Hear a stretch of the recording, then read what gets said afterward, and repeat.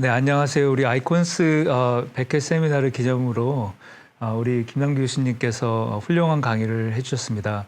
지금부터는 우리 김남기 교수님을 모시고 이사카, 우리 교수님의 그런 학문적 여정에 대해서 좀 더 구체적인 이야기를 들어보도록 하겠습니다. 그래서 대장학문외과를 이제 전공하시고 또 많은 분들을 수술을 하셨잖아요. 혹시 몇 건 정도 지금까지 수술했는지 기억나세요? 정확히 카운트는 안 해봤어요. 근데 대장암만 따지면 한 10,000건을 훨씬 넘을 겁니다. 그럼 그 10,000건이 넘는 수술을 하시면서 사실 많은 분들이 이제 생명을 연장하시게 되셨는데 혹시 교수님 특별히 기억에 남는 환자가 있으신가요?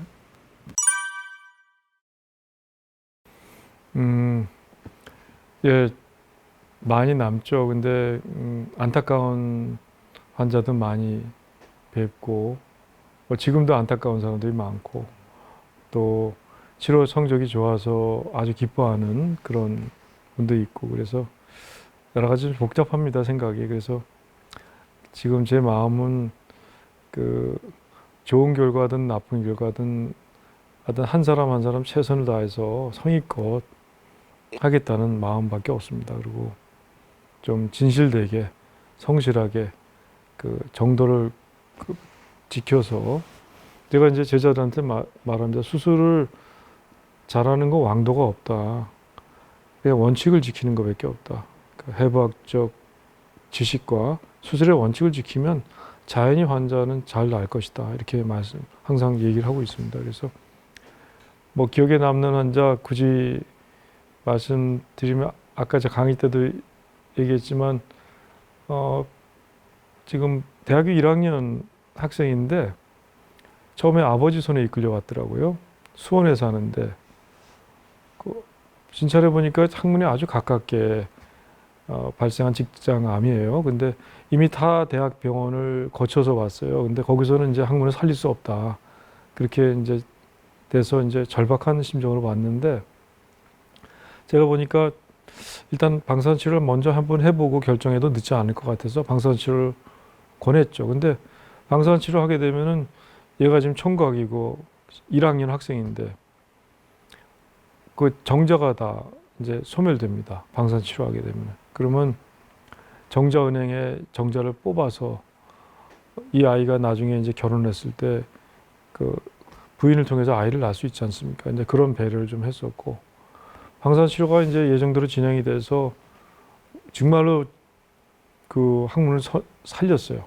그러니까 내관략근을 제거하고 외관략근만 보존하는 수술했고 그다음에 수술 후에 이제 항암 치료 남은 거 좀 하고 그다음에 임시 장로를 복원했고 그리고 지금 한 4년 됐는데 지금 기숙사 생활 아니 저 원룸에 생활한다고 내가 알고 있는데 재발 소견 없고 그다음에 뭐 소변도 잘 보고 변도 놀랍게도 젊어서 그런지 그렇게 자주 안 본다 그래요. 그러니까 본인이 잘 컨트롤할 수 있고 또 수업도 잘 듣고 그리고 성기능 같은 걸 이제 물어봤더니 씩 웃으면서 선생님 잘 된다고 그러니까 발기도 잘 되고 뭐 그런 얘기를 하셔서 내가 좀 고민을 좀 많이 했는데 얘한테 그런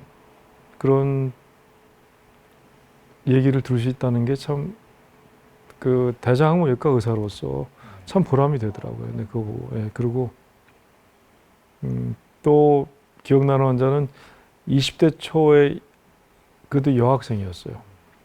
머리를 그냥 노란 머리 염색하고 왔는 엄마 손에 이끌려 왔는데 걔는 선천성 대장 그러니까 가족성 대장 용종증이 있었는데 그게 이제 특정 유전자 때문에 그 사춘기 때 대장에 용종이 수백 개가 깔려요. 다 암이 되는데 놔두면 암이 됩니다. 근데 얘가 그걸 몰랐는지 하여튼 직장에 암이 생겼어요. 그러고서 검사해 보니까 가족성 대장 용종증이 밝혀진 거예요. 근데 어떻게 직장암 치료해야 되잖아요. 그 수술은 하게 되면 대장을 다 떼어내는 수술을 해야 되는데 역시 항문에 굉장히 가까이 있었어.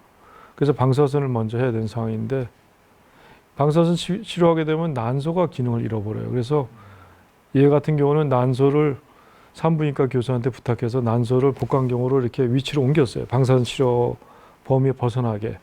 그래서 상복부로 옮겨놓고서 그리고 방사선치료했어요. 그래서 항문을 살렸어. 그리고 얘가 또 비키니를 입어야 싶다 그래서 상처를 최소화시켜야 되는데 복강경으로 했고 또 가족성 대장 용종증이기 때문에 대장을 다 제거해야 되는데 항문으로 다 그 대장을 빼냈고 그래서 어쨌든 소장낭을 만들어서 항문에 붙였고 그다음에 임시장로도 복원했고 그러고서 이제 잘 회복됐어요. 그리고 배변 기능도 좋고 근데 그다음에는 저한테는 안 와서 모르겠지만 한 2년까지는 괜찮았던 것 같아요. 그래서 그런 젊은 사람들 치료한 경험이 갑자기 물어보시니까 기억이 나네요. 그래서 그 두 사람 다 모두 그때 그 사람의 그때 연령이라든가 상황에 맞춰서 그 전문가들 의견을 좀 같이 듣고 좀 더 고민하고 또 성실하게 그 환자 편의 입장에서 우리가 같이 고민해 줬을 때 아마 좋은 치료를 제공할 수 있고 또 자연히 치료 효과도 좋아질 거로 생각해서 조금 더 어려운 길을 제가 가고 있는 것 같습니다. 그렇지만은 아까 제가 강의 때 말씀드린 것처럼 진실과 성실이라는 그 두 가지 키워드를 우리가 마음에 갖고 있으면 어려움은 그 다음이겠죠. 예. 근데 사실 아까 교수님 강의에서도 말씀해 주셨지만 그 환자들이 항암 치료를 그러니까 아까 이제 방사선 치료를 받기 위해서 5주간 고생하는 그런 과정을 보시면서 그거를 단축시키는 새로운 또 그런 어떤 진료 지침을 마련하시고 그리고 그리고 이제 그리고 이제 그런 것들을 앞으로 이제 에비던스가 쌓이게 되면 이제 그런 새로운 진료 지침이 되겠죠. 네. 근데 그게 정말 환자를 중심적으로 생각하지 않으면 사실 생각할 수 없는 그런 일이잖아요. 그래서 제가 보기에는 그런 것들이 어떻게 보면은 우리 세브란스의 정신과 좀 맞닿는 것이 아닌가 그런 생각이 드는데 교수님 어떻게 생각하세요? 맞습니다. 저도 이제 뭐 이걸 내가 새로운 어떤 뭐 학자로서 교수로서 욕심 때문에 기존과 다른 프로토콜을 개발하겠다 이런 소위 다소 불순한 동기가 전혀 아니라고 저는 고백합니다.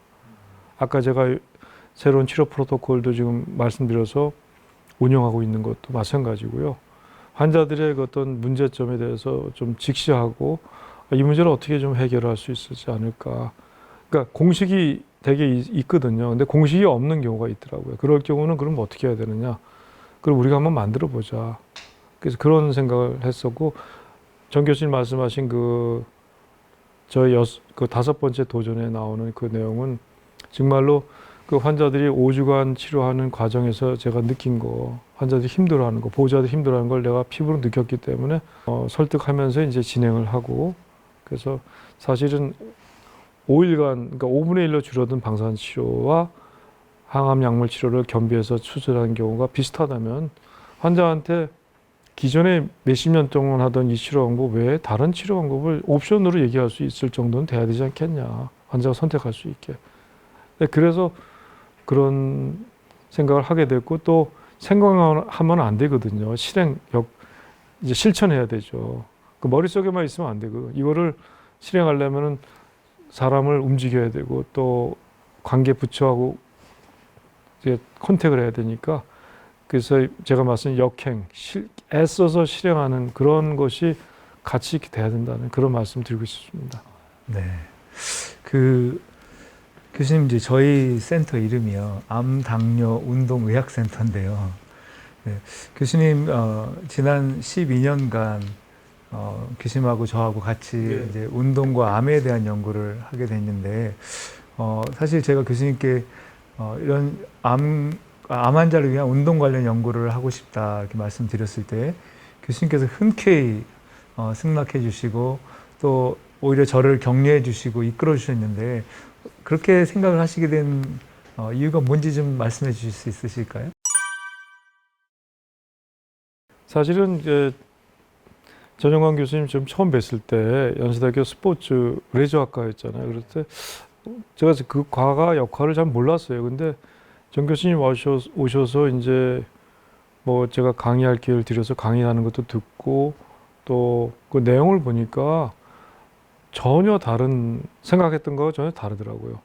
그러니까 운동에 대해서 체계적인 어떤 근거, 그러니까 왜 운동이 암을 예방할 수 있느냐, 또는 어떻게 삶의 질에 영향을, 암 환자를 초점을 놨을 때 암 예방과 치료에 도움이 되는 그런 어떤 근거 마련을 위해서 노력하시는 걸 제가 알게 됐어요.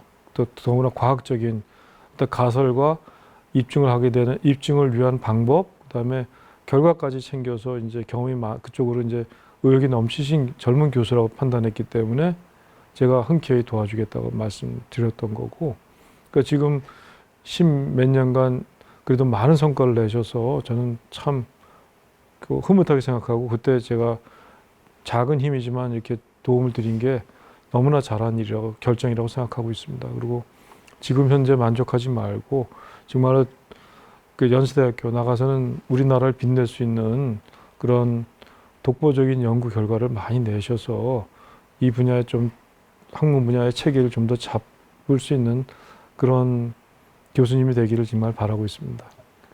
그리고 또 뭐 아시는 것처럼 암 환자들 운동하십시오 막연하게 얘기할 수밖에 없는데, 왜냐하면 교수들이 잘 모르잖아요. 운동을 어떻게 얼마 정도 강도로 해야 되고 그런 것들을 잘 모르기 때문에, 아, 이분이면 그런 얘기를 좀 정확하게 환자들한테 설득력 있게 얘기할 수 있을 것이다, 이렇게 좀 확신을 했었고, 그래서 선뜻 제가 좀 도와드리겠다 말씀드리고, 또 오히려 제가 도움 많이 받았습니다. 네. 이것으로 우리 인터뷰를 마치도록 하겠습니다. 감사합니다.